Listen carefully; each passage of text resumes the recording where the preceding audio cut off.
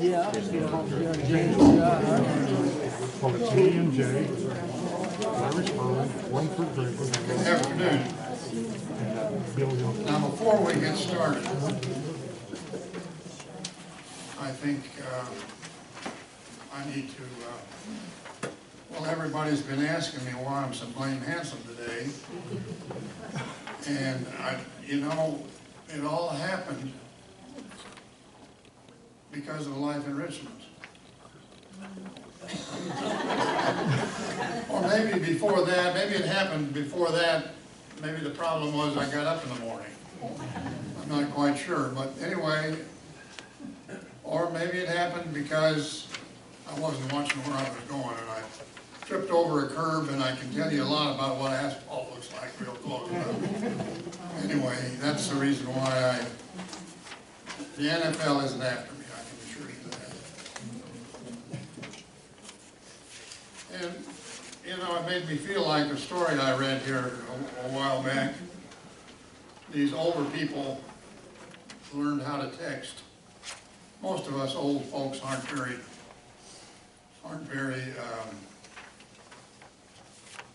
technologically inclined. We're pretty challenged in that area. And these people were too, but they learned how to text, and the husband was kind of a no-nonsense kind of guy. And the lady was more romantic, you know, as women want to be. And one day, she was out with her friend at a place they were having lunch or coffee or something. And she got the urge and she texted her husband, and she said, "If you're sleeping, send me a dream. If you're laughing, send me a smile. If you're eating, send me a bite. If you're drinking, send me a sip. If you're crying, send me your tears." And she ended it appropriately with, "I love you." A few minutes later, she got a reply, "I'm on the toilet, please advise."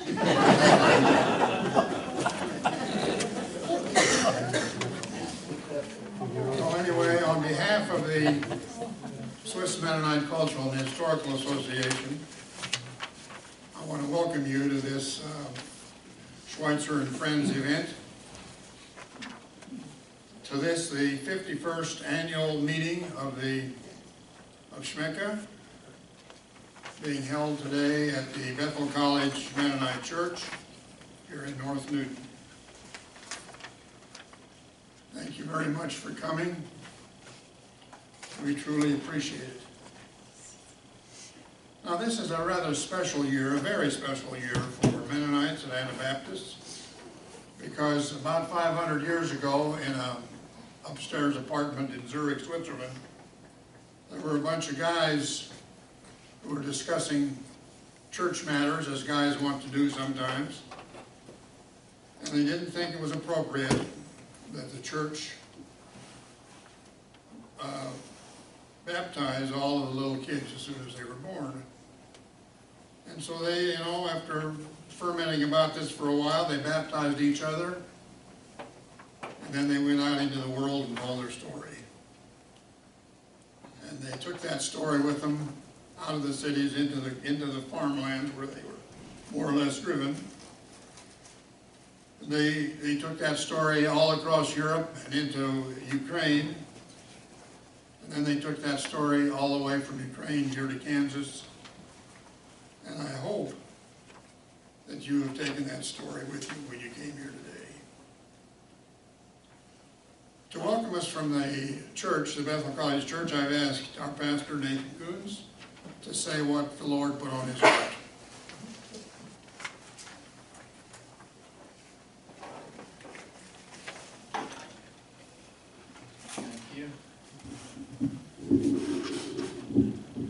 Can you all hear me okay? All right. Yes, welcome to Bethel College Mennonite Church. I'm one of the pastors here. My name is Nathan Coons. I get to preach a couple times a month, and you know, part of preaching is telling God's big story of salvation, but that's done in lots of small stories in the Bible. And other stories that we bring from our own experience. You all, as identifying with a particular people group, you have your own stories that are part of that history. And you know, those, as far as I'm concerned, can be part of God's story too. And you're fortunate to, you know, it's not just families, but you know, as we expand out, we get to carry more story with us. And I think that's a blessing.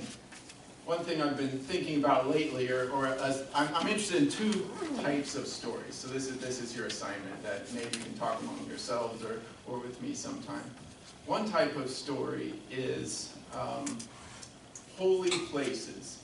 From your tradition, where is a holy place? I'm thinking, I mean, sometimes we build monuments and that kind of thing to demarcate a holy place. But one of the stories that sticks with me, not from your tradition, but Huffmansow nearby, when they were coming to settle the land, I've been told that they kind of go over a little ridge and look down, and somebody says, this is a hopeful view, or this is Huffmansow.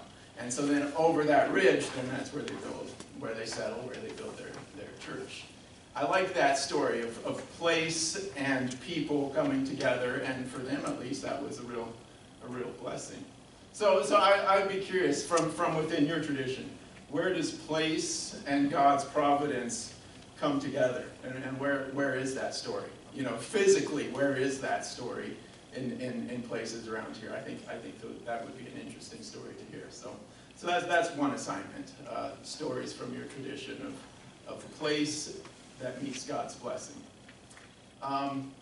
Other stories that I'm kind of interested in right now are stories of people moving when the current government of their place no longer seems real favorable for them.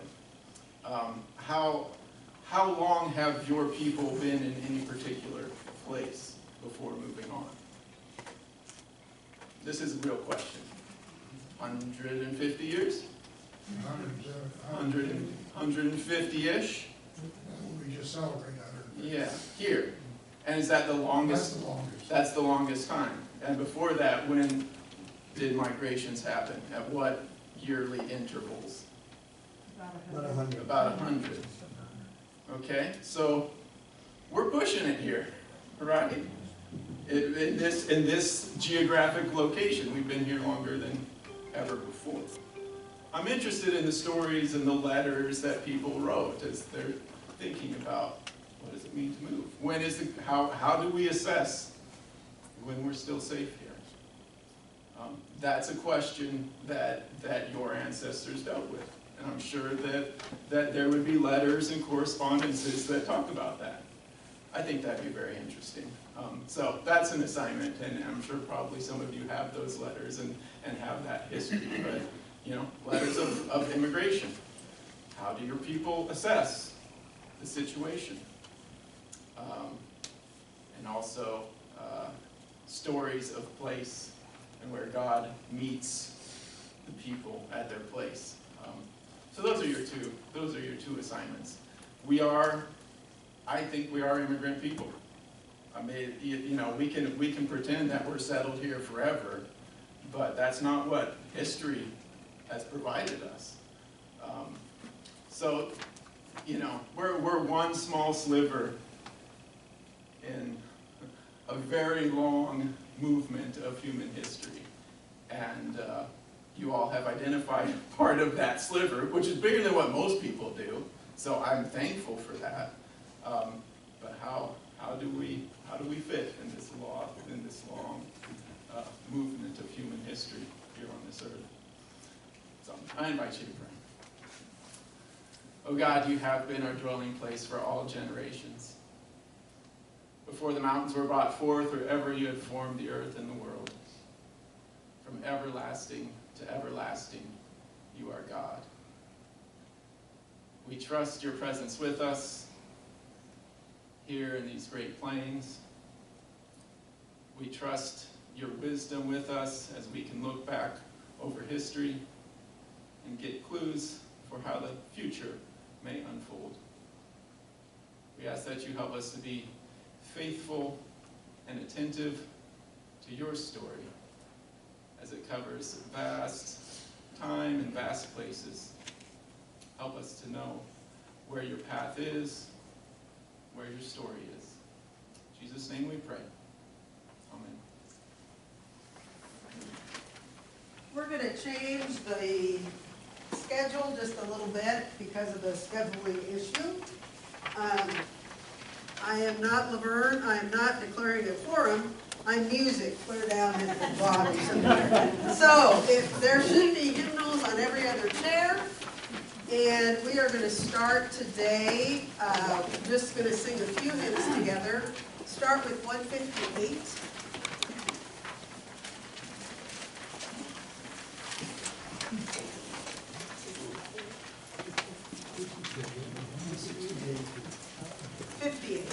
One, 5, 8.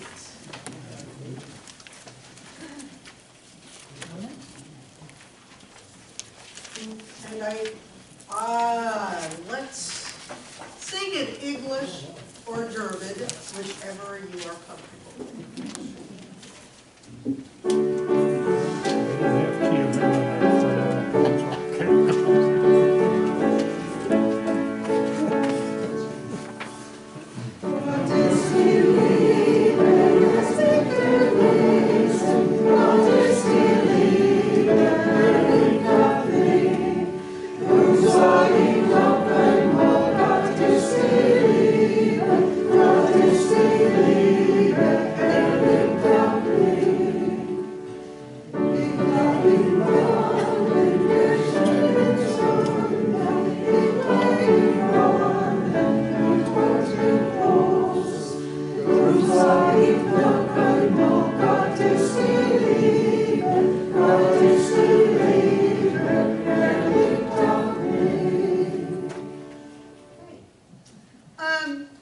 Our next song that we are going to sing is 162, and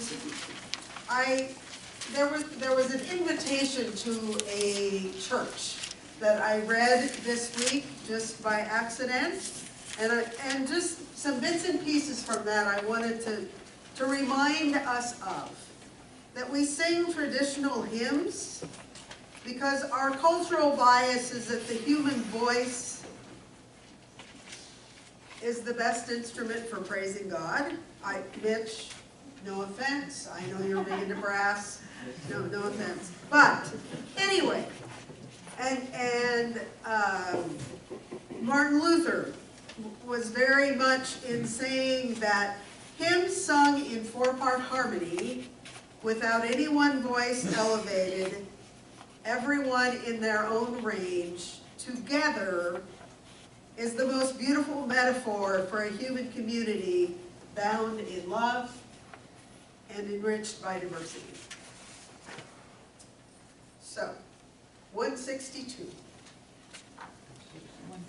162, and we will sing all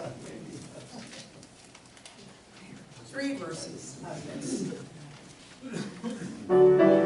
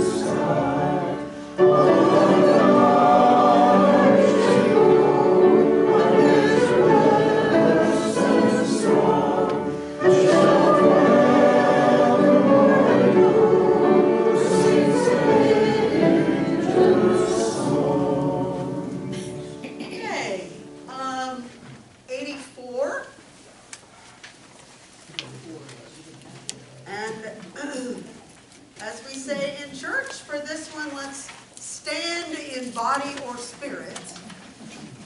But I hope some of you will stand in body, because this is a stand in body sort of singing song.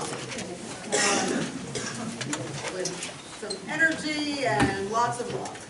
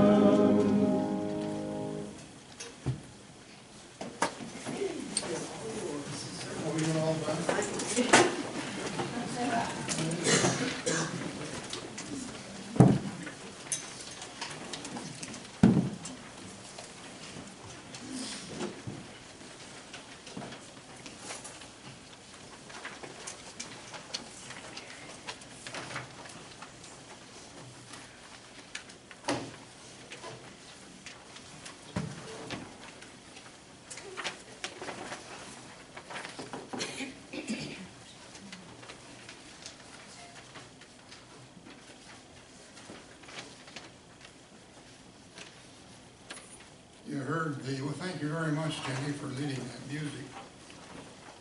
You heard Nate tell us what the story is on how the Huffman people named their church. I guess ours was Huffmansfeld. Must have been we had beautiful land.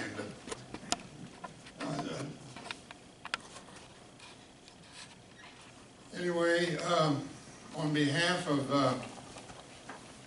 Schmecka, normally at this point in the program, we would probably talk a little bit about the facility that's hosting us. We've met here before, and so I'm not going to spend a lot of time with that at this time in the interest of time and so on. Suffice it to say that the church is a member of MCUSA and the Western District Conference. It started in the late 1800s, and it was started in Bethel College in the chapel, and that's where they met for about the first 50 years.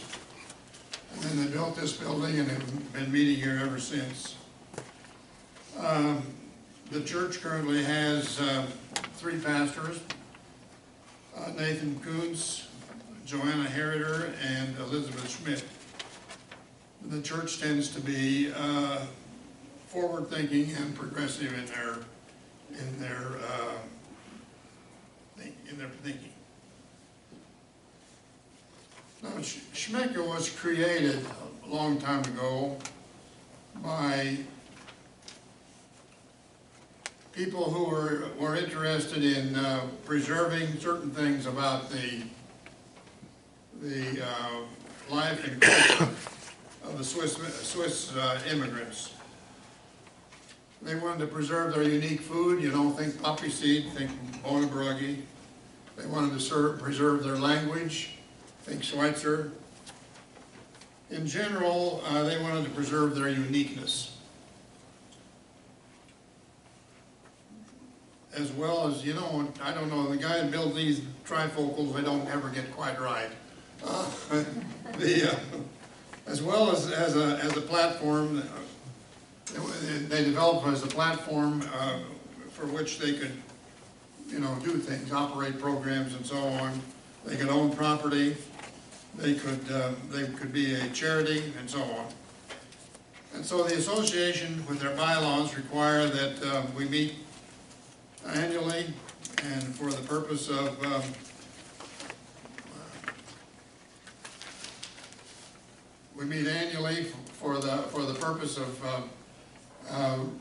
reporting to the membership. Then this report's going to consist of a review of the organization's financial condition, a presentation of a new budget, and the election of officers, and a review of the programs and efforts of the organization in the past year and recent times.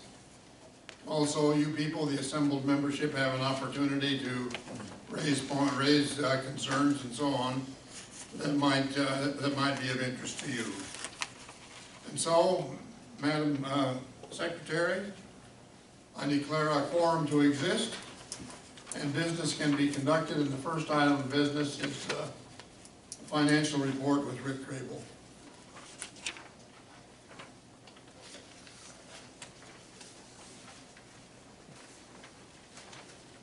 I distributed financial reports. It says Schmecka Financial Report 2024 in about every other chair. But if you don't have access to one and you would like a copy, please raise your hand and I will have some extras that I will provide for you. Seeing none, we will proceed. Our checking account is at the Mid-Kansas Credit Union. We began the year with a balance of $29,413. We had receipts, donations, 2024. We had Immigration House donation of $10,020.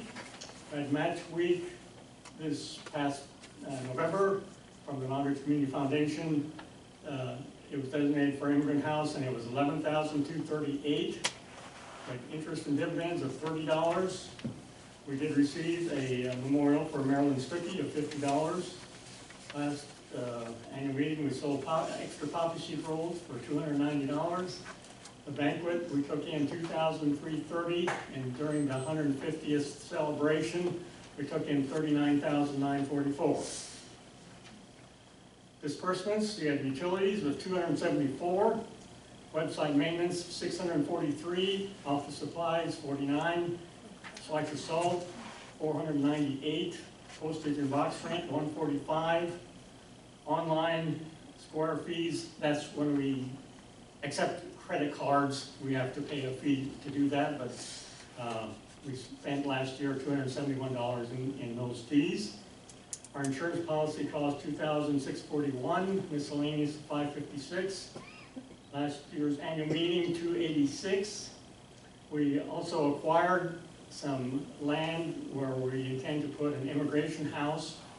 We had to pay some of the fees that went along with acquiring that, and that amounted to $1,919. We paid $3,920 to mow the cemetery at Hopefield. We transferred $10,000 to the Mount Ridge Community Foundation Immigrant House account.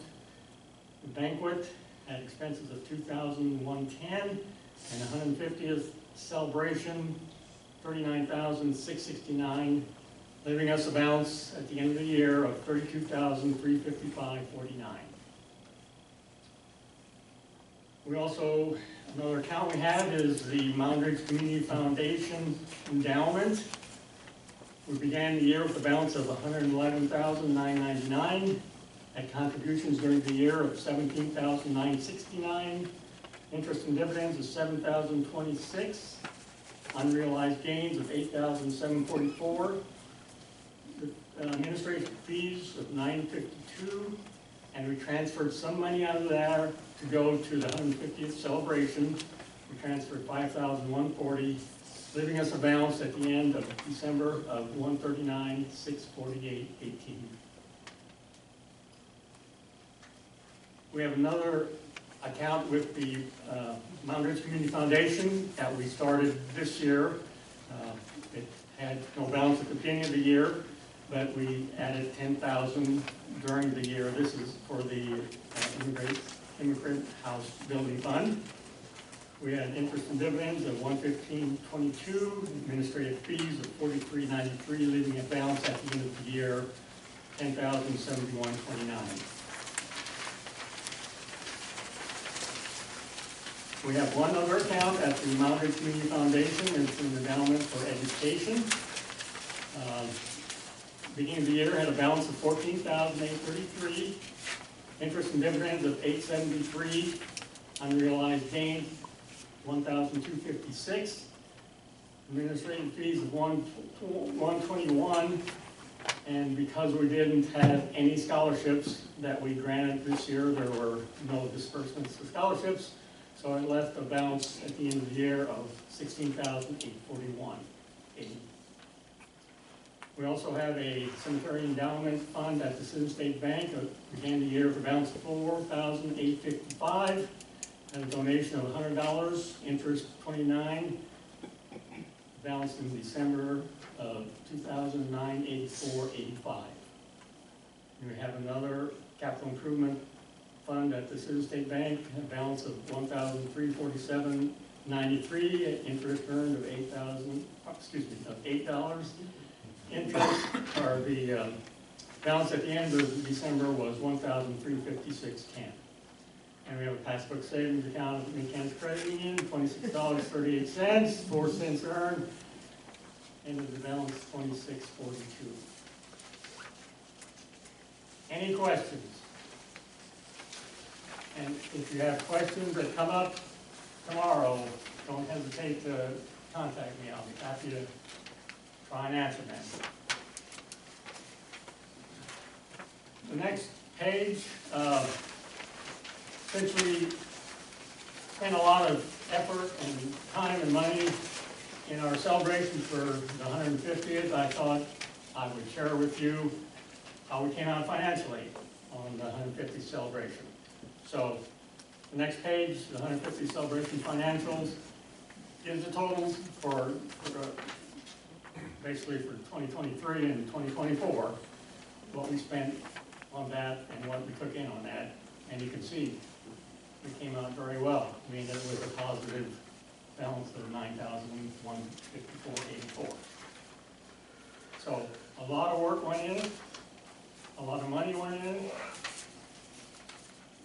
Just a lot of time was spent by a lot of individuals. But looking back, it was well worth it. I hope everybody feels that way, because when you go back and look at the website and review the programs and everything, you get a very positive feeling. And I can just say thank you for the generous support that all of you and all of our ancestors provide for this event.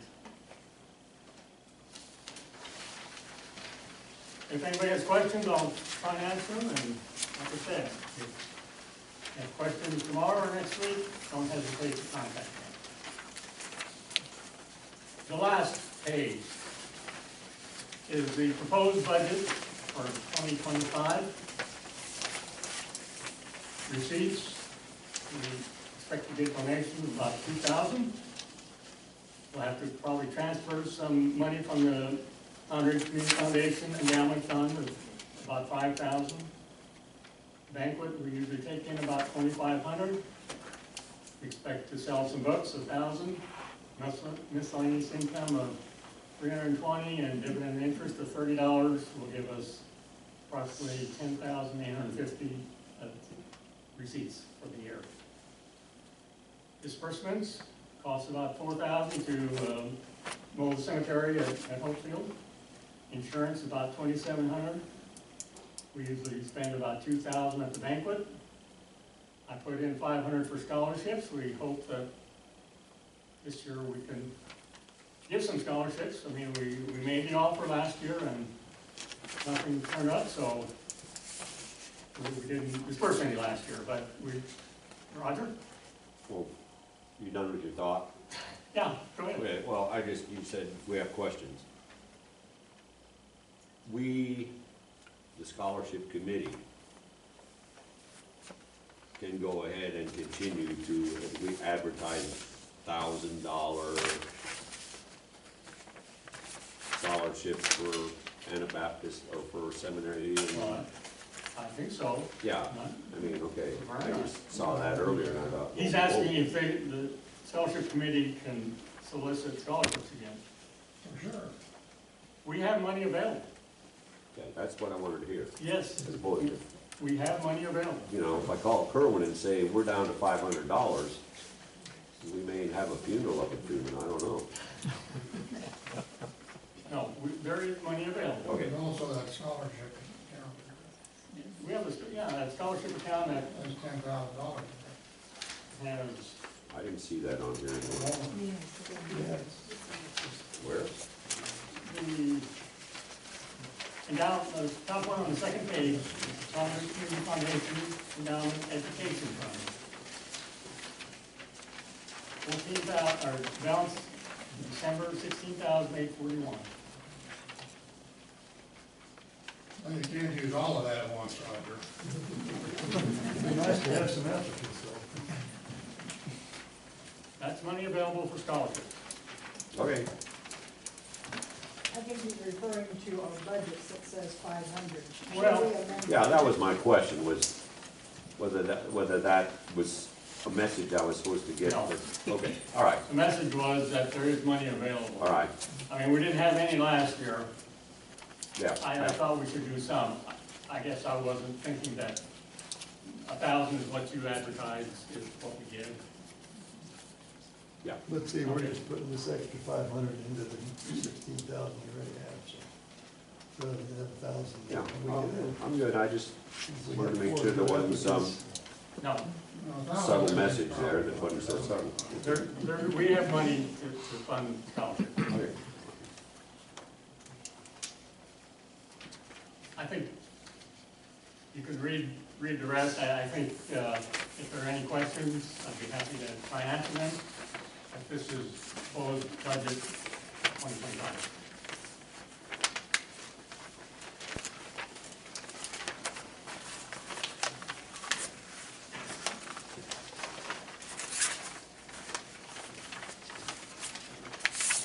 One last chance to ask a question about the budget, about the financial report.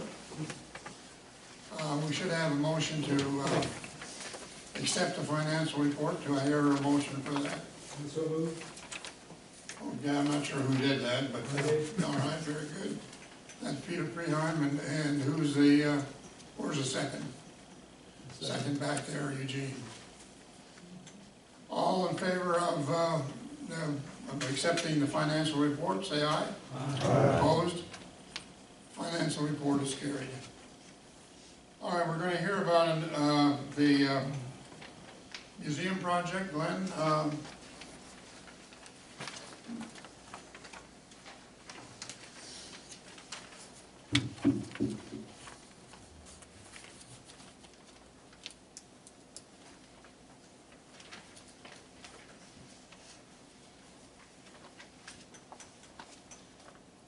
Our campaign purpose: create an immigrant house, museum, and cultural center to preserve for future generations the history, the story of men like Schweitzer, Holden, and other faith traditions. My name is Glenn Gehring, and I'm currently serving as the development director of the Mound Ridge Immigrant House Cultural Center and Museum project. And I had to practice that 10 times.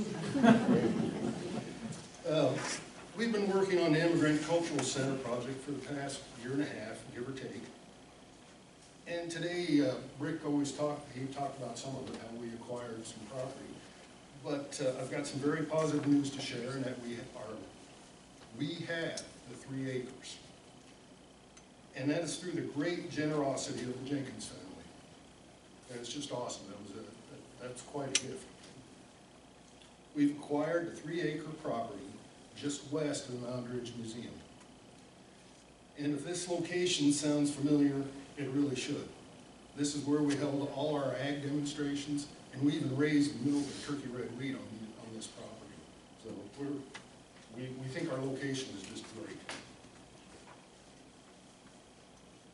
With the deed of this property legally registered, the task force is proceeding to finalize the architectural footprint and design of the structure and grounds. With the design phase nearly completed, we will soon be entering the fundraising portion of this valued project. It is our intent to meet with many of you soon to discuss this worthwhile and exciting venture. We have a table set up in the back that has more information, and there are some drawings and some conceptual things out there to look at. If you have any questions, please feel free to contact me in the future, and my contact information is back there also. If you have any questions at all, feel free to get over to me. Not yet.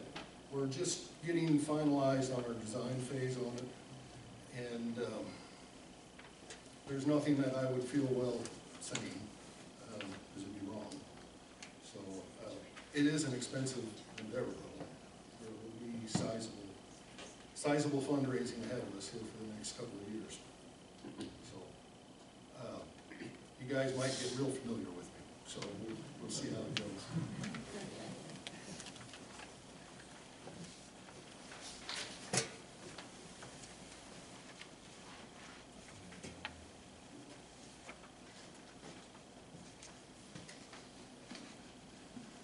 Okay, I think that's pretty self-explanatory. Are there any questions or comments you want to make about this museum project? I know there's a mixture of interest. Some people say we shouldn't be doing it. Some people say we should have done it long ago.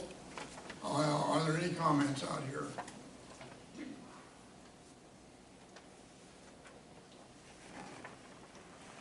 You're an easy group today. Well, I guess we're ready for the election, Kathy.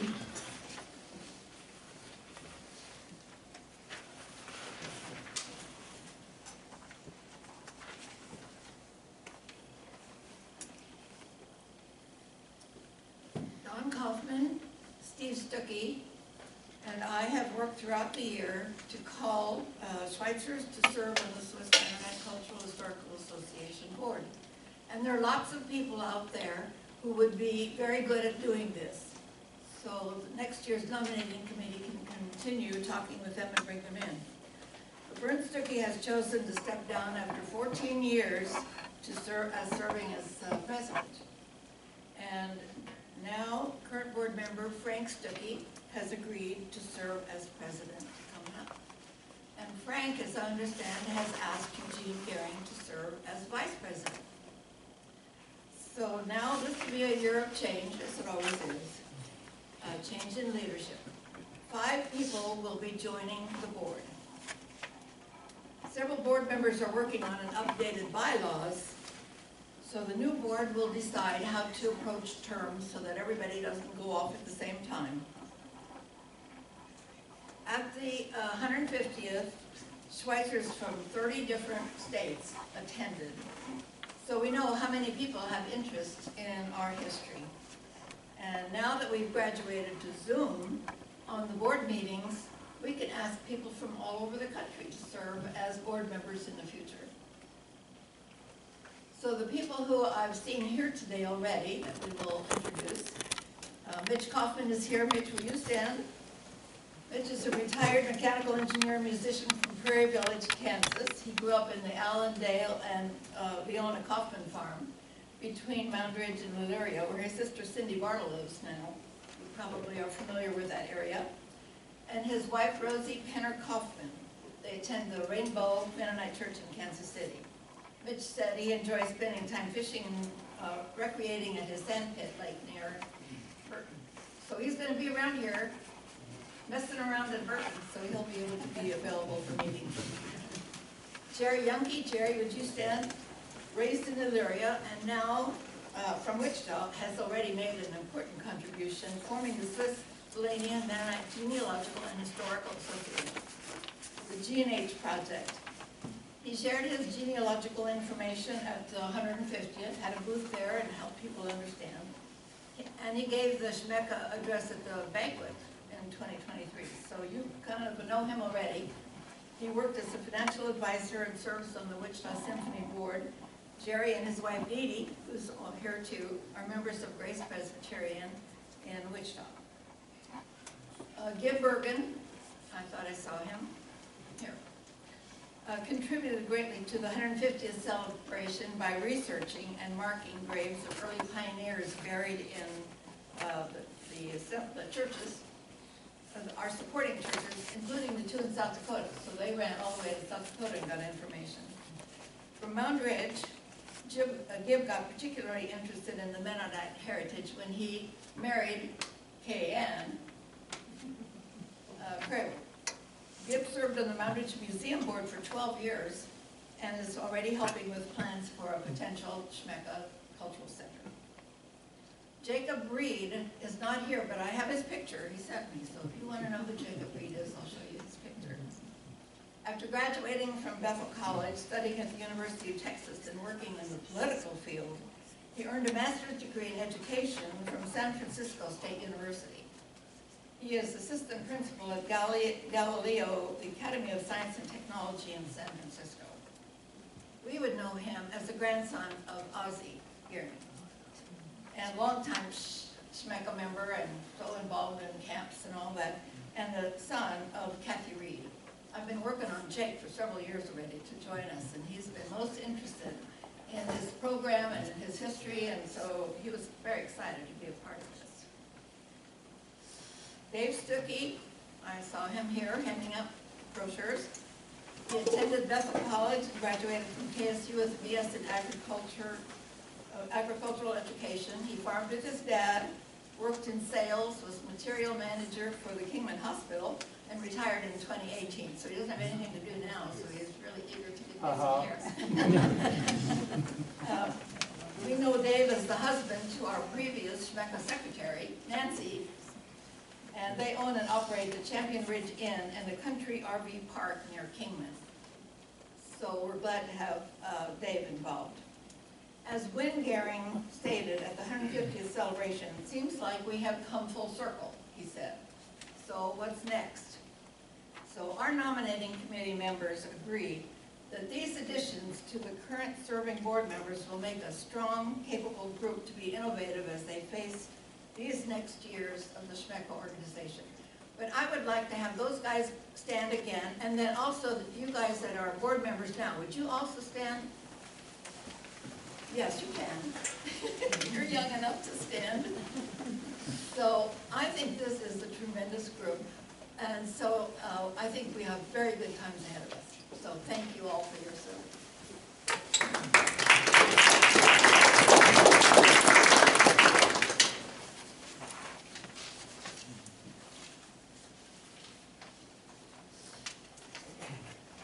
Okay, there you have it now. We have on our ballot, or on our nominees, are Gib Bergen, Mitch Kaufman, Jake Reed, Dave Stuckey, Jerry Youngke, and Eugene Gehring. Are there any nominees from the floor? You're welcome to nominate anybody that you want to, but you need to be able to certify that they're willing to serve on the Schwenka board if you nominate them.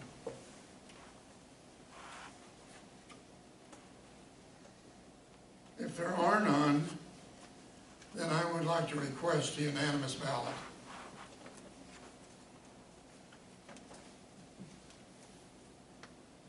I think we can accept these as a unanimous. All right, moved for unanimous ballot. Is there a second? Second. Okay, moved and seconded. Everybody in favor of these nominees, say aye. Aye. Opposed?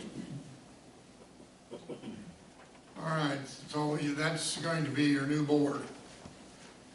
And just to remind you, Frank will be the president. Eugene will be the vice president. Rick will be the secretary treasurer, or the financial, the treasurer. And Dave will be the secretary. Gib will be the sextant. And then we'll have Nan Bergen, Joe Kazitz, Jenny Schrag, Carol Baran, Mitch Kaufman, Jerry Yucky, and Jake Reed on the board as well. So that's the people, when you're unhappy with what Schwenka does, that's the people you get a hold of. Or if you're happy with them, which is, I think, a better way to look at it, that's the people to get a hold of and tell them that they're doing a good job. There comes a time when the president needs to kind of tell you what's been going on, and I have approached this is a little bit with a bittersweet kind of feeling. This is the last time I'll have the opportunity to do this. It's also the last time I'll need to do it, so that's bitter and it's sweet. You know, most of us are not too far from agriculture. Most of us have been farmers or know a little bit about farming and so on. And one of the things you hear, not only in farming, but always there, you need to leave the land in a little better shape than you found it. And I hope that my years and the boards that I worked with, I hope we've done that, and I think we have. Now to recap a little bit, without a doubt, probably the highlight of all my years on this board was the celebration we did last summer. Well, actually, it started 2 summers ago, and that celebration, you know, we did well. Glenn mentioned a little bit about it, and others have mentioned a word or two about it, but it was a year-long thing with the highlights at Eden in the fall, and then wound up with the banquet at the Faith Church last October, November, somewhere, whenever it was. My voice keeps getting bad. This will get shorter, so you can. The plowing event. I guess there's been some requests to have people plow with horses again. That was a memorable day for me, and probably for a lot of you. I remember particularly the sowing. These guys were sowing with these little horse-drawn drills. They weren't very big, but the thing that caught my eye is there wasn't a bit of moisture anywhere.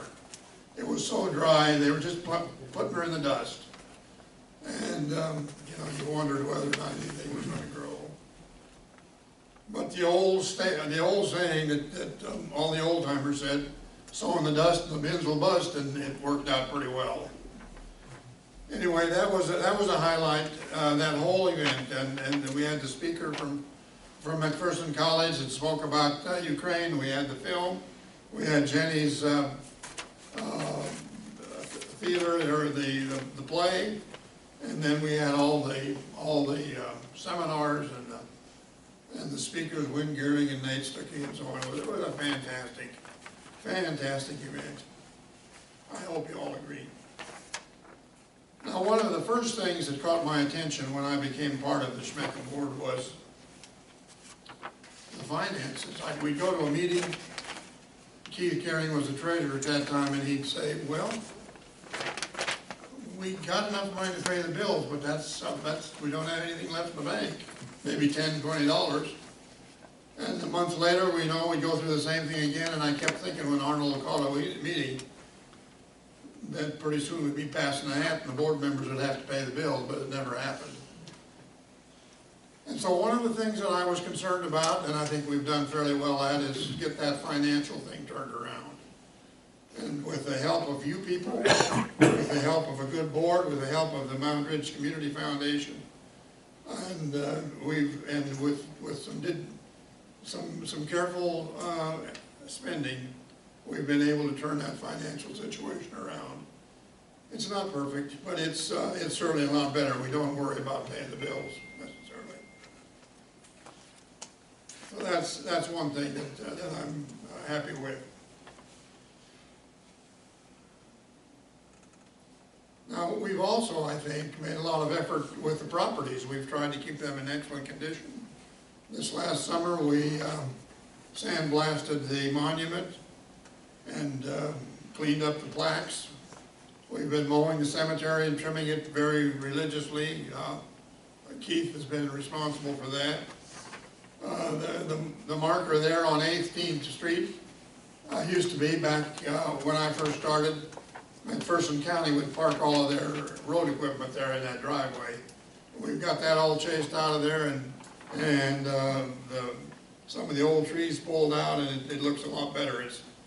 It's not great, but it looks a lot better. And the monument there that was put up in 1943 is standing proud.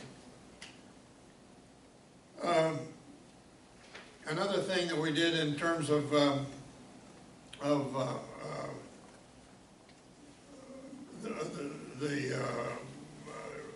we find those kids that were buried over by Peabody. You know, when our ancestors came, they laid over at Peabody while the men and the boys went out and looked for some place to live. And that's when they found the Purdy land, I guess. Anyway, during that time, we either had measles or something in our kids, and about 16 of them died. And they were buried there in the Peabody area, nobody knew where. A lot of people said, well, Peabody didn't have a cemetery at that time, but that's not true, they had one. But I have a feeling that if you were a woman, your husband was gone, your older sons were gone, and your child died, and you couldn't speak the language, you probably wouldn't interact very well with the residents of Peabody. I mean, it just wouldn't work. And you wouldn't feel comfortable burying your child in a cemetery like that. And so they searched around and found a Mr. Hornberger who had buried his, had a location about 5 miles southwest of Peabody, or northwest, I guess it was. And he had buried his daughter there right beside the hedgerow. He was an old Mennonite. The old Mennonites were here before we were. And so it was decided to bury these kids there. And that site's been identified and found, and there's a marker there. And I think we should all be proud of that. Another activity that I think has been significant, it's made a mark, is the tours that we've taken. We went out, you know, 3 or 4 different times with a busload of people, and we always had a busload of people. We usually had to cull it down a little bit because the bus wasn't big enough. And but we went out toward off that direction toward Peabody, and we looked at the buildings there in Florence where the people spent that first winter, and a lot of them died, and all that kind of stuff. And we went north to Mound Ridge. We did that 3 or 4 times. People enjoyed it. We took a tour to Freeman once, and then of course we took a trip to Switzerland and Ukraine. It was those things were very popular, And we had a tour all lined up to go to western Kansas, or well, Pretty Prairie and Yoder and off that way. And then COVID hit, and we didn't get to do it. You know, one of the areas we failed at, Frank, is preserving the Schweitzer language. So, you might want to work on that, I don't know.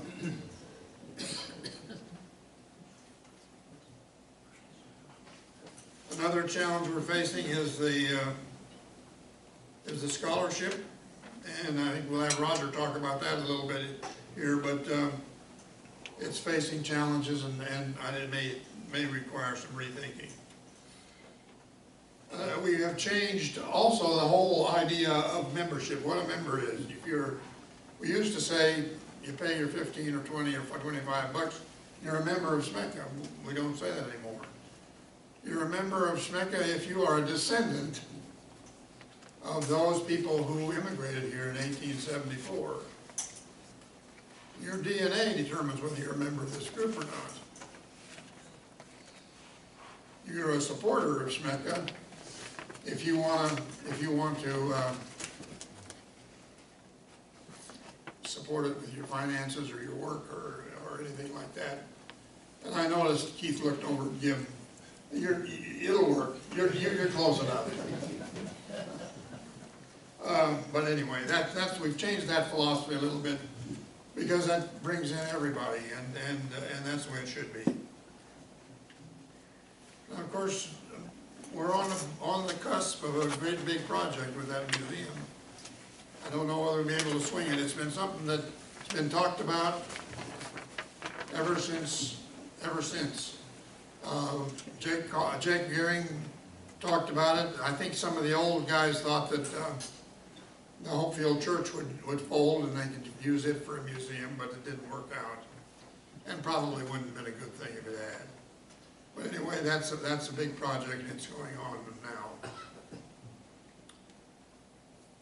Those are some of the things that I look to in the years that I've been involved, and there are a lot of things we could talk about. I've enjoyed the years a whole bunch. It's been a lot of fun. It's been a lot of hard work. We had to fight with some people. We got praised by some people. But all in all, it's been an interesting experience. One of the things that I think I've learned is that, well, Jim Gearing put it into words. Some of you know Jim Gearing. Jim is, he grew up in Pretty Prairie, educated here at Bethel, and then he went to work for the World Bank, and he ran NGOs all around the country, the Mideast and China and so on. He wrote a book of memoirs about his life, and it was a memorable life. And he said, you know, when you think that you're pretty important and that if you leave an organization, it'll collapse, you get a bucket of water and stick your arm in up to the elbow and pull it out and see how much of a hole you leave. And that's kind of where I am. Roger, why don't you say a little bit about the scholarship? Thank you, Laverne. Yeah.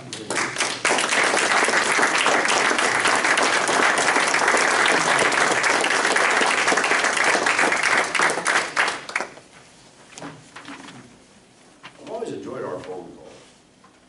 Yeah, some of them have been pretty good, especially when you talked about that editor that time. Or Roger will catch you at the gas station. Check with us later. But yeah, the gas station, well, yeah, it was a great story. Anyway, scholarship program. I'm Roger Yunke. The other member of the scholarship committee is Kerwin Graber, who lives in Freeman, South Dakota. Couldn't be here today. In the last 3 years, you've had 2 different individuals apply for scholarships that were qualified applicants, okay? just FYI, occasionally we get these, oh, I saw the ad or the announcement in the Newton Kansan, and I'm going to bakery school in Wichita, and how do I apply? And, or I'm, you know, working out here, I'm not a Schweitzer, I'm not going to a Schweitzer church, but I'm going to a seminary, and the seminary is some, you know, ultra right-wing conservative thing or whatever. So we get a few of those. And then because of AMBS, Anabaptist Mennonite Biblical Seminary, having in their website financial aid possibilities, and we're listed in there with a few of the details, and occasionally get some from there from somebody who is not a Schweitzer, not a Schmecker member, not from the churches, and I have a very supportive email, I think, that I send them in case they happen to be Schweitzers. But anyway, last year we had no applicants, none whatsoever, no inquiries. Obviously, this whole scholarship program started with a focus on financial support for students going to, at the time, Associated Mennonite Biblical Seminaries in Elkhart. And over time, it has kind of expanded. I thought I would quickly just share with you the announcement that's been going out the last few years to newspapers, colleges, seminaries, Mennonite seminaries, AMBS, Eastern Mennonite, and Canadian Mennonite, since we've had some applications applicable to them. The Swiss Mennonite Cultural and Historical Association is again offering educational grants to individuals preparing for full-time Christian service, Mennonite ministry, Mennonite voluntary service, or other related careers. And that expansion of the application availability is something that has happened since I've been on this committee, which goes back to, I think, before some of you were born.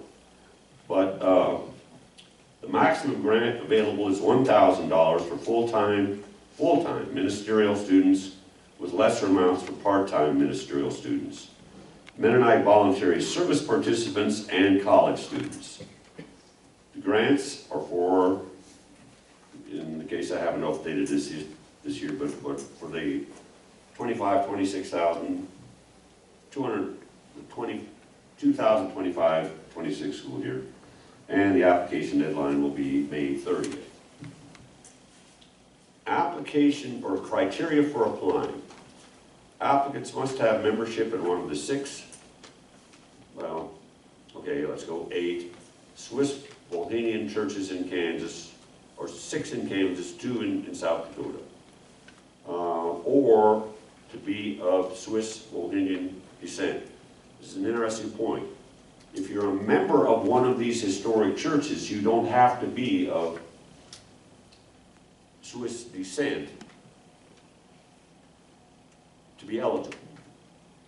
And interestingly, in the last 3 years, we've given a scholarship twice to someone who is a member of the Salem church up in South Dakota, but is not, and has nothing to do with, you know, ancestry-wise, Swiss Bohemians.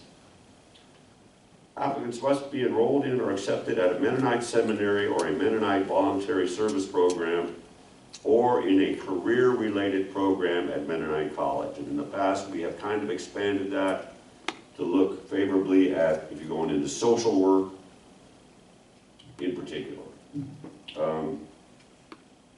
or majoring in social work in particular. And those attending Mennonite seminary will be given preference, and then tells you how to submit.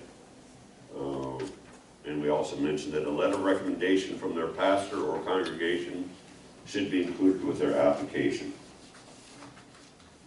I don't know. I'm assume everybody's aware that the enrollment numbers at Anabaptist Mennonite Biblical Seminary have been dwindling, at least in terms of people who fit this qualification. I keep in regular annual communication in person with the Dean of Students there and talking about this, and she's been extremely helpful about identifying possible candidates and that sort of thing. Some of the news publications that we put this announcement into, or a similar announcement into for years in the past, are basically not particularly interested in running something like this if we don't pay for it anymore. So, I'm open to any ideas of how to maybe expand this. I don't know. We'll begin putting the information out that goes to Heston, Bethel, Goshen, the 3 Mennonite seminaries I mentioned, and then of course to the 8 churches, 3 of which in terms of their Mennonite church membership have made some changes, but they're still there as a physical congregation anyway, or as a presence. And then I make contact with various organizations like Mennonite Christian Network, Western District Conference, and Mennonite USA, in terms of, hey, this is available again if you happen to know somebody. And again, just like going through this here, if you happen to know somebody, maybe you won't see a written announcement, but if you happen to know somebody. I've talked with Kerwin about this, and I don't know, maybe we'll be surprised this year, and away we go. But things have really been closing down. Like I said, I've been on this committee a long time, and I remember when we would have years of 8, 9, 10 applications. So if you guys have any ideas, or anybody has any ideas of, I mean, maybe the qualified applicants just simply aren't out there, at least at this time. Yeah. You know why it was originally ministerial only? I think this whole thing was birthed by your dad. And, no, I mean, that was, 35, 36, 37 years ago. No, I understand, but there are some other careers that, at least from Schweitzerness, Yeah. is like education or medicine or nursing or, I mean, I don't know, I just was wondering. I mean, I will say this, it's certainly been my thought, given particularly the money we have to work for, that I'm not sure we want to get a whole lot broader in what qualifies, or we could be looking at something that's very uncomfortable, painful, and time-consuming of turning people down. I've tried not to do that. There had to have been some cases 4 or 5 years ago where we had to tell people, well, we're only going to be able to send you $250, for example, or something like that. But at least, try to give qualified applicants something. So, anyway, we'll begin putting out the announcements the next 2 weeks. And if you want to contact me or something, I'm in the Schmeckel website. Well, for sure use the education money of that account that Ozzy family put together. They would very much like to have that used. That education fund. Yeah, well, okay, gotta have an application. Yeah. Thanks.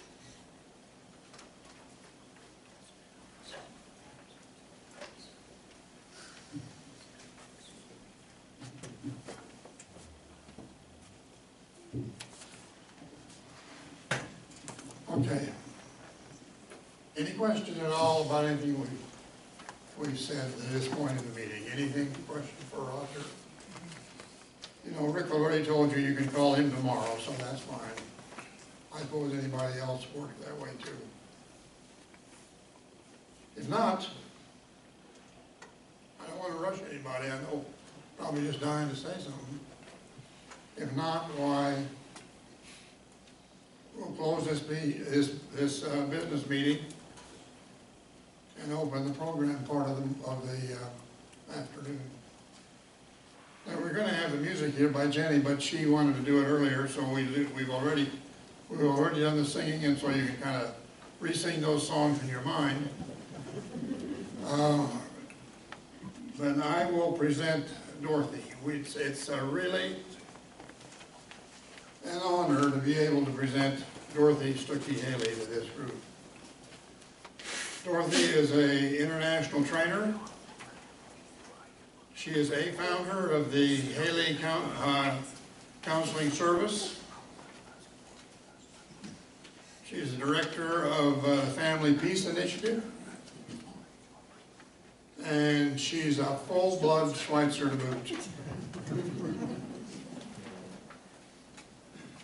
fact, she has a distinction that probably no one else in here has, and that is that she grew up in the same house and played in the same yard where Elder Jacob Stuckey lived. So that's a distinction that not too many people can claim. Dorothy got her degree, her education at Pittsburgh State University, and she began her counseling career in that area. She was a director of Safe House. She was a member of the Victims' Compensation Board, and she taught classes at Pittsburgh State. From there, she moved to the Kansas Attorney General's office, where she was director of the Victims Services Division. While there, she developed and helped to coordinate a human trafficking board. She's been an expert witness for 36 years. And since leaving the Attorney General's office, Dorothy has joined the family practice. Now, Dorothy is a past president of the Kansas chapter of the National Association of Social Workers, the Kansas Coalition Against Sexual and Domestic Violence, and the Kansas Organization for Victims Assistance. She currently chairs the program administration for the committee she currently chairs the program administration committee for the National Network of Abuse Intervention Programs, and she serves as a board member for International Public Policy Institute. And I understand that almost annually she speaks to the UN, and I was pretty impressed by that. Dorothy received the 1996 Outstanding Victim Advocate of the Year Award given by the Kansas Coalition Against Sexual Domestic Violence. In 2020, she was the first recipient of the Dorothy Haley Lifetime Service Award given by the Office of the Attorney General, Derek Schmidt. And also in 2020, she received the Exemplary Service for Children and Families Award given by the governor, Kansas Governor Laura Kelly. In 2022, she was a recipient of the Kansas Children's Service League's highest honor, the Distinguished Service to Children's Award. In her spare time, she likes to water ski and spend time with family. It's a very distinct honor for me to be able to present Dorothy Stuckey Haley to this group, to this gathering, the Swiss Mennonite Cultural and Historical Association. Please help me welcome Dorothy.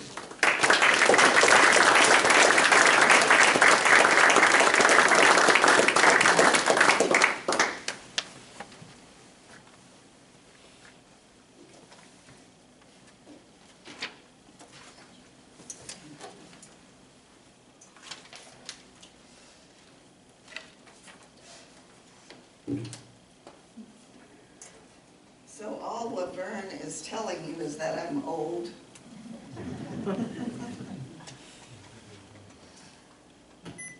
Welcome to the club, I think I heard. Yes.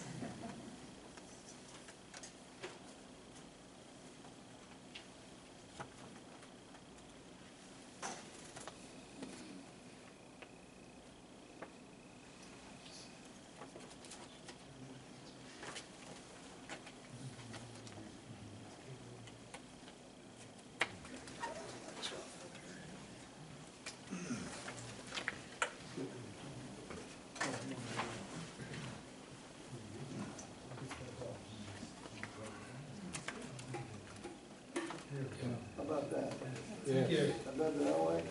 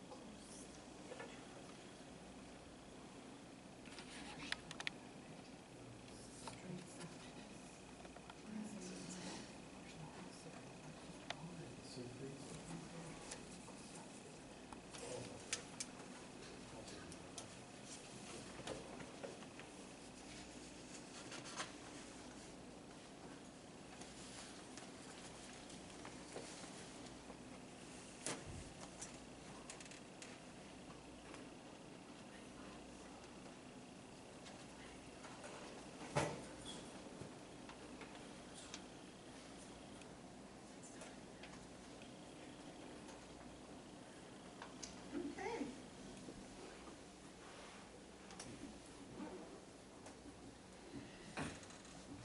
So when Laverne asked me to present, he said, I want you to tell me about your work.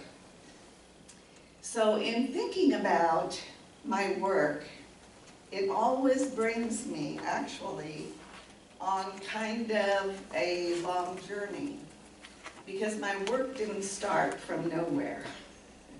Just like I believe many of you, your work probably didn't start from just getting up one day and starting some work. Instead, my work actually, I think, has many blessings from the past that got me to do the work that I do. This probably looks very familiar to some of you who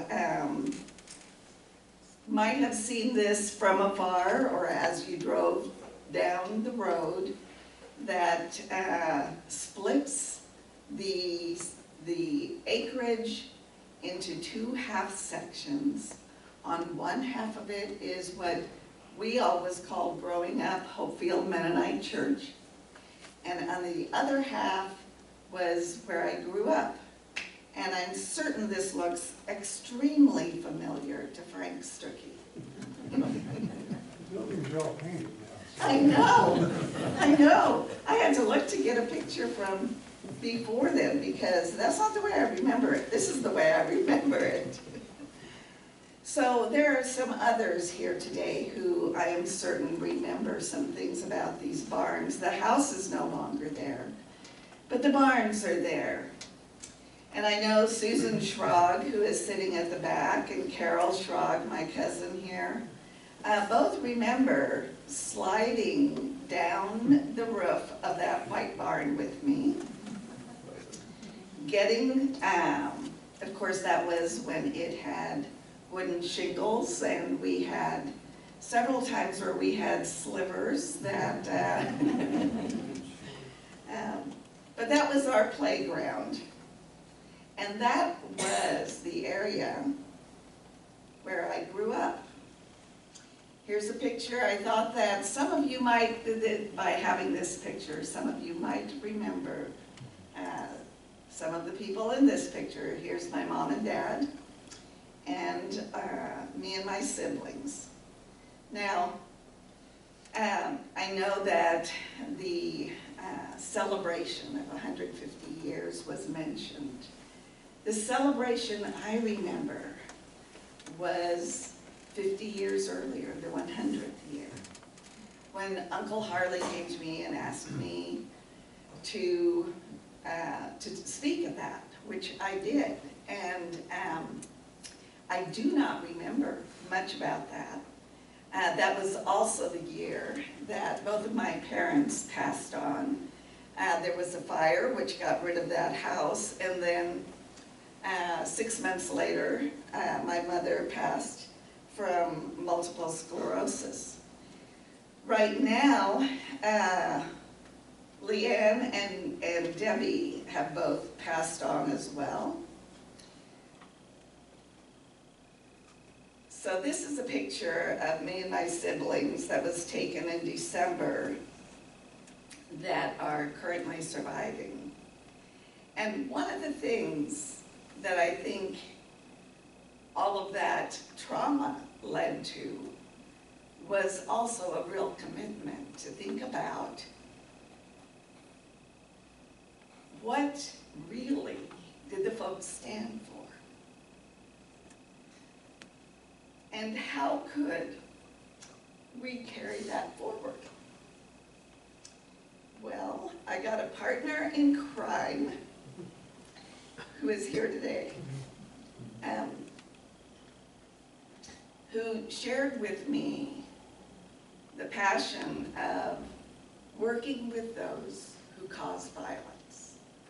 Now, I don't know how many of you knew my father at all, but one lesson of the history here, a rich lesson of the history, is that my dad chose to spend time in prison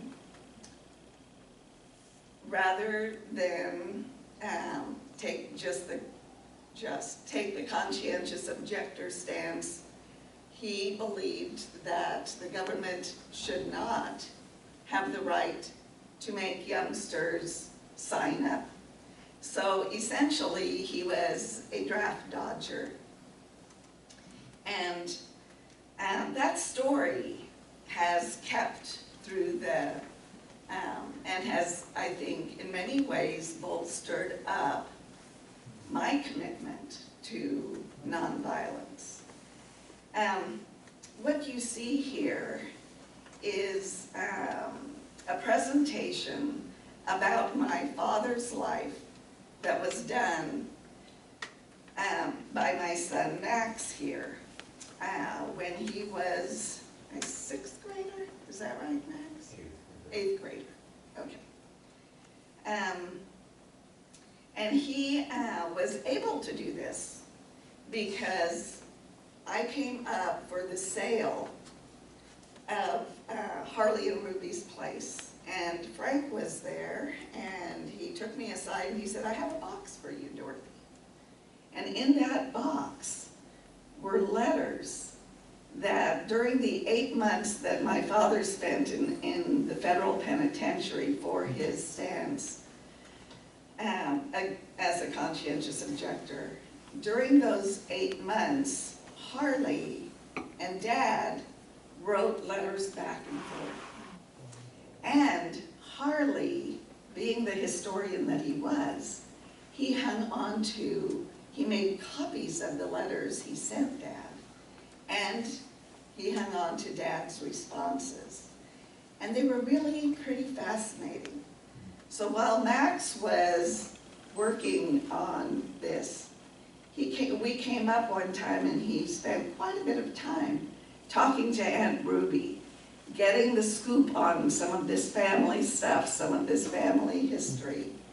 And he ended up receiving 5th place in the nation with his history project that year.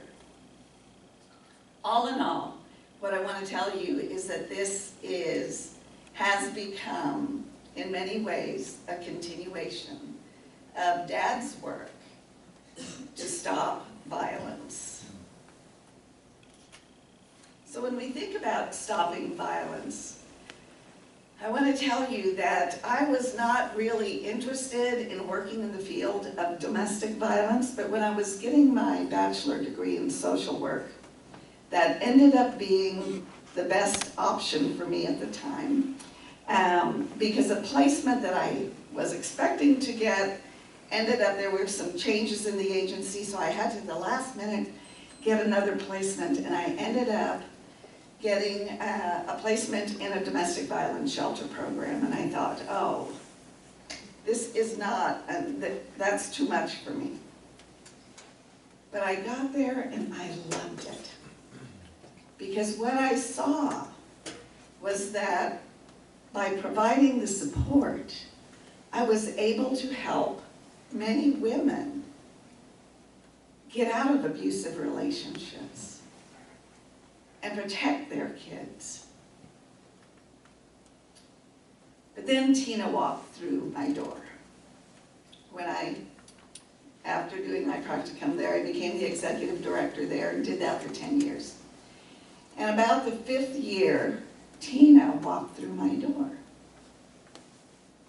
Tina was the 7th victim from the same offender within a 5-year time frame that we had worked with.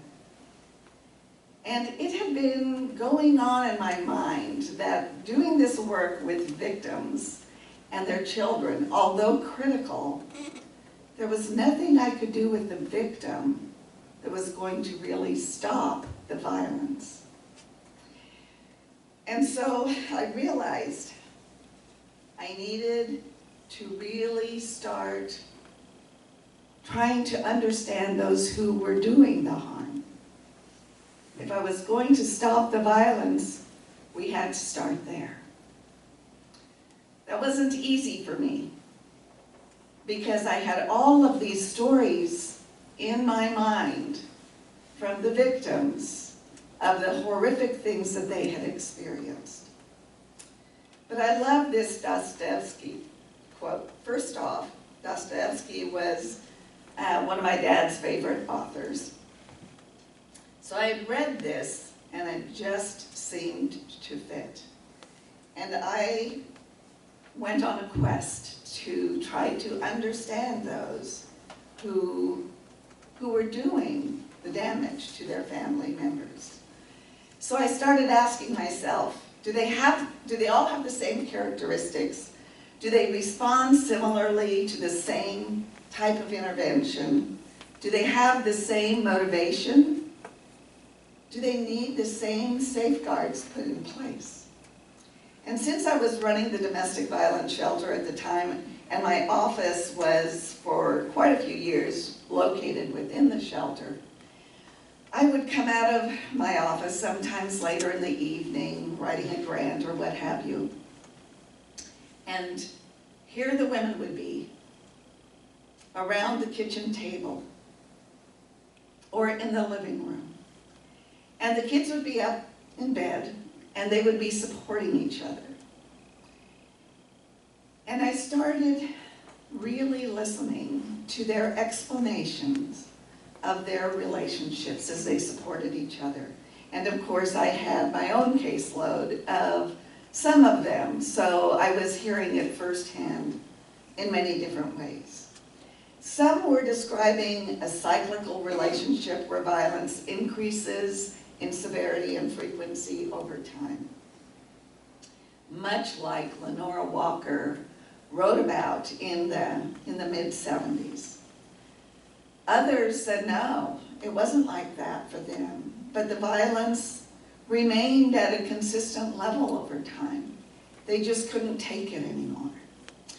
Others, when they started talking, the other women there would become very quiet. And pretty soon, as this person started unloading, you could see them, their eyes would get big, some of them would kind of move their chair away, because what this victim was describing was horrific torture. And they knew, no matter how difficult their relationship was, even if they had experienced life-threatening abuse, they knew there was no way that their partner would ever do to them what this victim was explaining. Others saw their partner as believing that he had every right to be violent if she didn't have dinner on the table at 6 o'clock, or if she was not in full compliance some way. Then there were others who saw the abuse as an extension of some other problem, whether it was mental health, a brain injury, a drug or alcohol addiction. But what I started noticing was, in looking at this, that there were different patterns that developed. And that with these different motive patterns, there were different behaviors and different dangers. Now, in all cases, all who batter seek to dominate and control their partner. But why this particular individual needs to feel like they have to dominate and control their partner is quite different than the next one. Ultimately, what I ended up was developing a typology which has the entitlement-based, who really value being the authority. And their message to their partner is, you are here to support and serve me. There are those who are materially motivated, where in addition to authority, they are after material assets. And they don't even really have an intimate connection with their partner. They get into the relationship for the material assets they can get out of it. Then there are others that we call survival-based type 1, who are very dependent on this relationship. And the message they give their partner is, without you, I'm nothing. Then there are survival-based type 2. They really are after having personal status. They want to look good. They tend to be very charismatic, somewhat narcissistic, but they are equally desperate to hang on to their partner. They tell their partner, you contribute to my status, so be perfect. You've got to be the perfect person on my arm. And then there are the sadistic-based that I've already described. For many years, we looked at domestic violence as all entitlement-based. So this was a new way of looking at domestic violence. I want you to hear from some of those who have completed our program, who we see as primarily entitlement-based. Now, I want to preface this by telling you that this can be emotionally triggering. So please take care of yourself as you listen to this.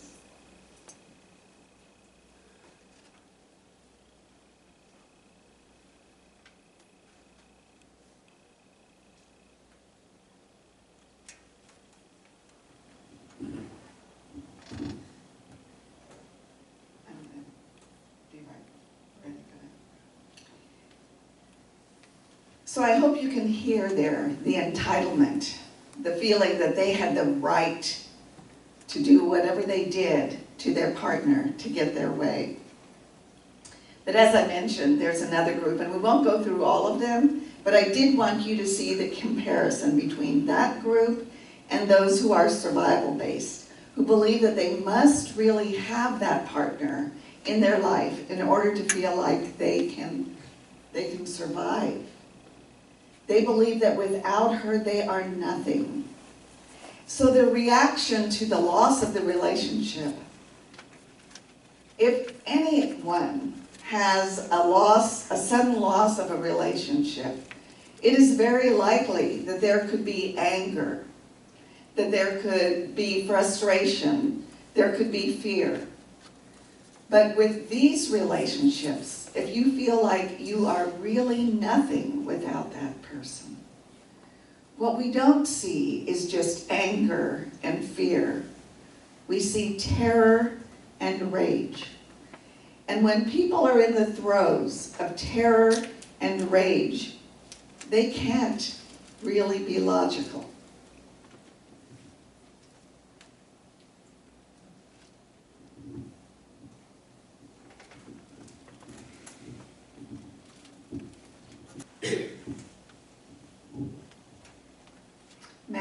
knows what could have happened that day. And he acknowledged that to Steve right after the interview was over. I hope you can hear the differences in those two groupings. In the one, it's about entitlement, I have the right to do whatever I want. In the other, it's the desperation. So in noticing that, it's important, because what we know is when it comes to homicides and homicide-suicides and familicides, what we have for the vast majority of those cases are not just those who are entitled, but those who are desperate. As Lehman Oberwickler put it, most who committed homicide-suicide were likely to be narcissistic, have a strong emotional bond with the victim that included a dependence on her and a belief that her identity and existence were inseparable from his own. So knowing that, the next question is, so what do you do about that? How do we really stop the violence? So I have to give a lot of credit for our figuring this out to Steve. Because in 2007, we had been working on things and we had developed our own curriculum, but it was very primitively formed at this point. And then in 2007, when I went to the Attorney General's office and we moved everything from Southeast Kansas, where we were living, to Topeka, and he closed down his counseling down in Southeast Kansas, and we moved to Topeka. I was working with the Office of the Attorney General, and I did that for 3 different Attorney Generals. But when the first one told me, asked me to come up there, he said that one of the things he was wanting was to get battering intervention programs. He had heard about ours, and he wanted similar things happening across the state. And I was excited about that. I was working toward a doctorate at that time, but I was working toward that to be able to figure that out and do that. So this was my golden opportunity to move up there and make it happen, which meant that Steve ended up being responsible for our program. But what we needed to do still was really develop our curriculum in a way that it could be seen as effective. And what we ended up coining was the term, the river of cruelty. What are we talking about with the river of cruelty? That river of cruelty, of the cruelty that passes from person to person and generation to generation. When it comes to the definition, we often think of cruelty as cruelty to animals, but really, all violence is cruelty.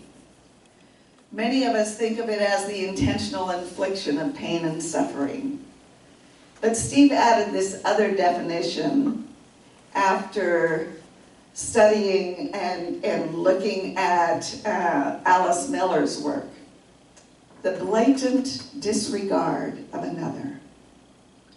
And when we stop and think of it, all of us can be guilty of that. I can be guilty of going to the grocery store and forgetting to even ask Steve what he would like me to pick up that he wants. We all can disregard our loved ones. And to some extent, if we aren't conscious of that, it certainly is cruel behavior. But when we think about those in our program, it takes a whole different level. Alice Miller talks about, yet I can certainly aver that I have never come across persecutors who weren't victims in their childhood. And I think that really gave us the foundation for what we need to do to help people stop being violent in their families. But before we go there, I want you to hear what these guys experienced.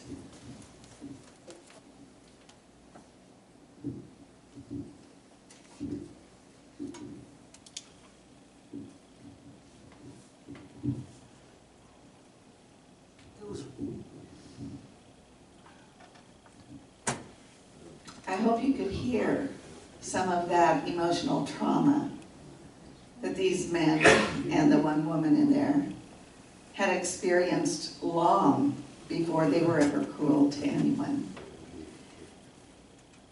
What Bessel van der Kolk teaches is that trauma, whether it is the result of something done to you or something you yourself have done, it always makes it difficult to engage in intimate relationships. Well, to me, what this does is take me back to my roots. As it is said here, the way you alchemize a soulless world into a sacred world is by treating everyone as if they are sacred, until the sacred in them remembers. So in an attempt to do that, we have developed different curriculum that we work with the different groups. And our most recent addition is our Youth Initiative curriculum. Because ultimately, we need them to start being able to own their inner conflicts and address their trauma and give them support and treat them, engage them into the conversations and treat them as humans, which in many cases they are not used to. Now this work can be very hard and very challenging. I can tell you I paused one day when my son, our son, Max, who does some of the group work and facilitates some of the groups, he came to me and he said, Mom, I'm really wondering how I can be more effective with this one participant. And he starts describing it, and I said, well, what's the story? What kind of crimes has he done? And he said, well, he went to prison for killing his wife and spent some time, and then he got out of prison, and then he killed his second wife, and then went back to prison, and now he's out. So that kind of gave me a pause to have Max even try to figure that out. But that's what it takes. And although we cannot be successful in 100% of the cases, we do take pride in the outcomes that we have been able to get. When I was at the Attorney General's office and did training across the state on some of these concepts and on the different motives and got different programming going in multiple parts of the state, we got the laws changed and the certification to happen in 2011, and so we had different programs by 2012 actually being able to complete a cycle under the certification standards. And they had been trained about the different motives. They'd been trained about some of the trauma concerns. And the evaluation was done by the Office of the Attorney General and the Battering Intervention Program Advisory Board in collaboration with the Office of Judicial Administration. And the court service officers looked at all of the 2012 completers from 6 different battering intervention programs across the state. And they did this in 2015, in the fall of 2015. So essentially, the completers had been out of the program for a good 3 years. And what they found was that 88% had not been charged with another person crime since their date of completion. 90% had not had another protection order filed against them, which was surprising to us, pleasantly surprising. Since then, we've done other studies that have shown similar results. The last one, Deb Baer, who had us come up and train, she covers 17 counties in Minnesota. She's the district court coordinated community response team coordinator. So she has now all of the battering intervention programs that serve that court using our curriculum, and we train them. So we asked her the other day, well, back in October, how things were going, and she said, the last stats I have are that 97% of the guys who completed battering intervention program since we started using the Family Peace Initiative curriculum in 2019 have not been charged with a new domestic violence related offense in that same county. So, you know, there were many negative things about COVID, but one of the positive things about COVID is that it kind of forced us to start training others via Zoom, as well as doing groups via Zoom. But in our training of others on our programming, it has been fascinating what we're seeing from around the world. Here is a river of cruelty that was developed in Africa because they were working with the offenders underneath a tree. They were not able to understand writing, but they could understand the picture. So here are people who are being pulled into that river of cruelty. We also have made multiple trips now to Australia. And it's interesting that when it comes to the training place, we were looking for a training place. And the place that became available was the Brisbane Quaker Arboretum. They have a wonderful facility there, octagonal shaped. And this bottom picture was the first group that we trained using our curriculum. And that has continued. They've taken more training. They've taken the level 2, level 3.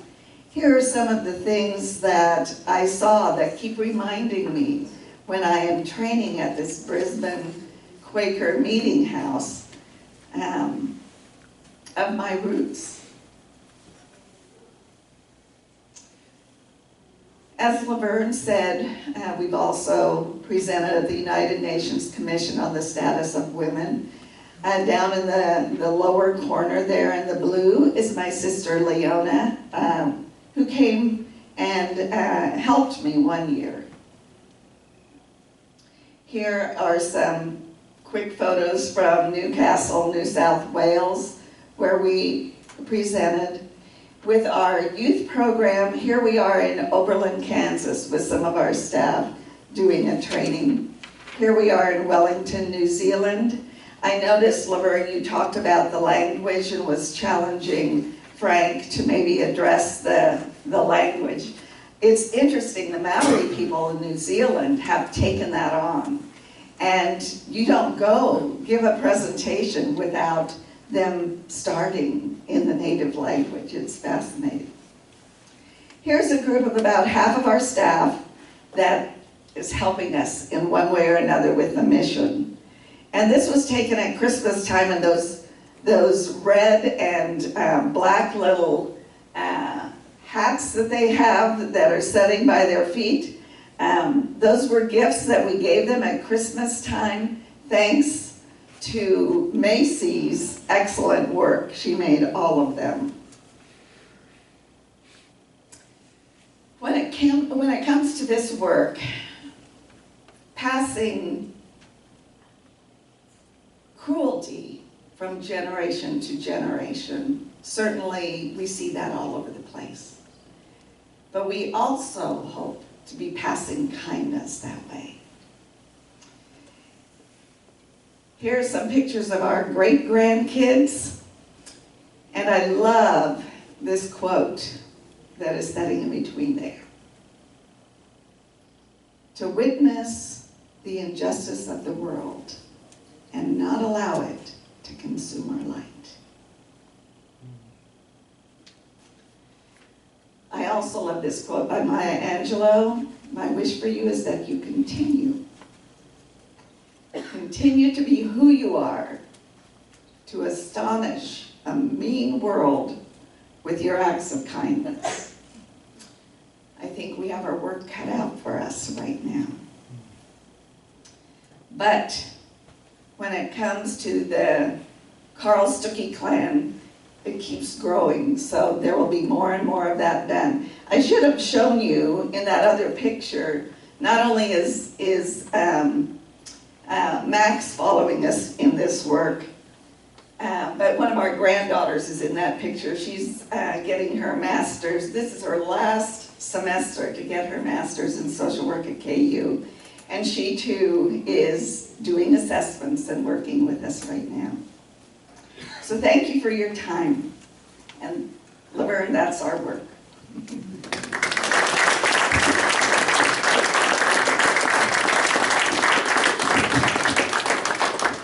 If anyone has any questions, I'll be happy to stick around. I did pass out some information. One is our brochure that we hand out and want people to know that our services are available for them, whether or not they have been required by the court to get some kind of intervention services. The other gives some of the outcomes, some of the things. One of the things that we recently did was we realized we can't do this forever. And so one of the things that we have needed to do was bring in some staff and also stabilize our funding by starting a foundation. So there's information about that if anybody has some money that they just don't know what to do with. Thank you.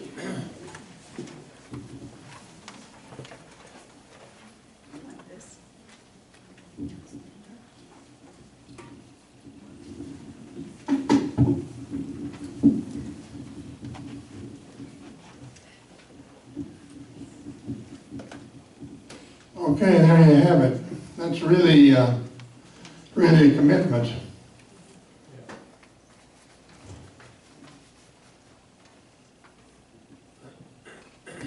I think we're lucky there are people like Dorothy and Steve to do the kind of work that they're doing.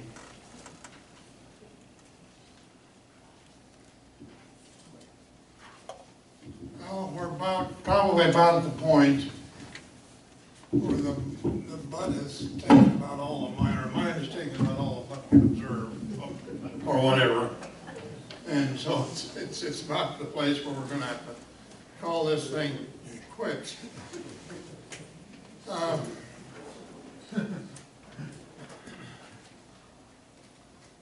We appreciate Dorothy and Steve for coming. We appreciate all of you for helping make this a successful meeting and a successful year, a successful decade or so. Remember,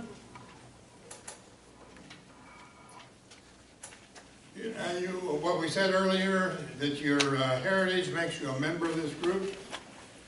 And Rick is going to be back there by the table, going to be selling books and so forth, and he'll have his little machine there that he can take donations for Schmecca. So by all means, do that if you're inclined to. Also, remember that one of the big issues that we deal with is finding and identifying people. We need to know who is part of our DNA. Now, I'm kind of the opinion, and I think this comes from a few phone calls that I've had and so on. There are people out there who you know a little bit about the organization, know a little bit about their history, but would like to know more. They've kind of drifted away. And if we can put those people on our database and we can send them to Schweitzer Salt, we'll kind of bring them in and help them to become a little bit more involved in their relationship to us and to the people that we represent. Browse the table back there. Look for whatever memorabilia that you don't have yet. Buy it. And there's refreshments on the table back there. They're There, looks like somebody's getting a run on them already. So anyway, let's call it a day and enjoy the refreshments and visit as long as you want to. It's a social time from this time forward. Thank you very much for coming. And Frank will take care of you next year. I'll bet he's ready. Everything, because did he say he fell before? Yes. If I was closer, I'd give him some static. I said, no, I'm gonna text him my phone about an earthquake. And I, How are you doing, Eugene? See you he looked at me, good to see you. Well, I'm doing pretty good. Yeah.